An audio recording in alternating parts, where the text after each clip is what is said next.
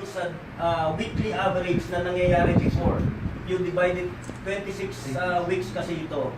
Kung tignan mo dun sa 2 weeks, ang weekly average is 162 lang dun sa TEP. Compared dun noong 2015 at saka noong 2016. If you compare it to 2 weeks, kasi we have barely 2 weeks, di ba? So kung mapansin natin, bumaba. And the motorcycle theft, dati sa Quezon City, araw-araw, di ba? Ngayon, hindi kami makatalaga ng isa.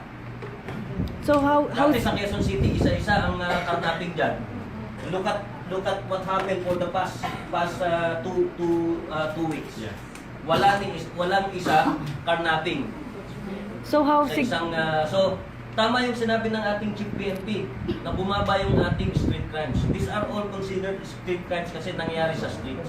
how Ito ang significant is epekto this? ng ating kampanya laban sa droga because most of the street crimes are related sa illegal drugs. Sir, by how many percent? Kung ka-quantify